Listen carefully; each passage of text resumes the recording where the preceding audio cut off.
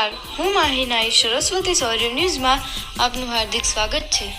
જૂનાગઢ ખાતે મહાશિવરાત્રિ મેળાના બીજા દિવસે માનવ મહેરામણની સાથે ભજન, ભોજન અને ભક્તિની રંગત જામી હતી।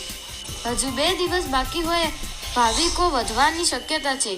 ખાસ રિપોર્ટર વિજય ચુડાસમા, જૂનાગઢ શિવરાત્રિ મેળામાં લેઝર લાઇટથી રોનકમાં વધારો થયો। જૂનાગઢ ભજન, ભોજન અને ભક્તિના ત્રિવેણી સંગમ રૂપ મહાશિવરાત્રિના મેળામાં ટેકનોલોજીનો પણ નવો આયામ જોવા મળી રહ્યો છે। મહાશિવરાત્રિના મેળા દરમિયાન લાખો ભાવિકો ભગવાન ભવનાથ મહાદેવના ભાવપૂર્વક દર્શન કરે છે, પરંતુ આ વર્ષ રાજ્ય સરકારના પ્રયાસોથી મહાશિવરાત્રિના મેળાની ભવ્યતા અને દિવ્યતા વધી છે। તેમાં ભાવિકોલક્ષી નવા આયામો ઉમેર્યા છે, જે શ્રદ્ધાળુઓને ભક્તિમય નવી અનુભૂતિ કરાવે છે।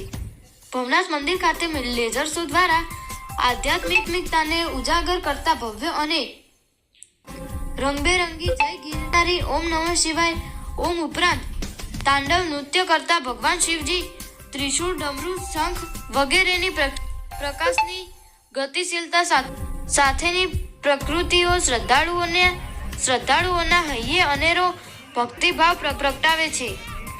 આ લેઝર શોની એવી રીતે ગોઠવણ થઈ છે કે ભવનાથ મંદિરની પાછળ જૂના અખાડાનું જે શિવલિંગના ભવન બનેલું છે તેના પર આ લેઝર શો દ્રષ્ટિગોચર થાય છે, જે ભવનાથ મંદિરને વધુ દિવ્યતા પણ બક્ષે છે। આ સંદર્ભમાં પ્રાંત અને મેળા અધિકારી શ્રી ચરણસિંહ ગોહિલે જણાવ્યું હતું કે ભવનાથ મહાદેવના મંદિરમાં અનેક નવા આયામો ઉમેરવામાં આવ્યા છે, જે ભાવિકોમાં ભક્તિભાવ સાથે આકર્ષણ પણ જન્માવે છે। જેમાં મહાશિવરાત્રિના મેળામાં પ્રથમવાર લેઝર શોનું આયોજન થયું છે, જે નિહાળી ભવનાથ મંદિર ખાતે આવતા શ્રદ્ધાળુઓ એક અનોખો અનુભવ લઈ જાય છે। ટેકનોલોજીના માધ્યમથી થતા આ લેઝરમાં ગો બિટવીન ઓપ્ટિક્સ લાઇટનો ઉપયોગ કરવામાં આવ્યો છે, જેના થકી શિવજીના જુદા જુદા રૂપો, ત્રિશૂળ સહિતની પ્રતિકૃતિઓ દર્શાવવામાં આવી રહી છે। તેમણે એમ પણ કહ્યું છે કે ભવનાથ મંદિર પર 55 કિલોનો ધ્વજદંડ સ્થાપિત કરવામાં આવ્યો છે, જે પણ ભાવિકોને ખૂબ પસંદ પડ્યું છે। રિપોર્ટર વિજય ચુડાસમા, જૂનાગઢ।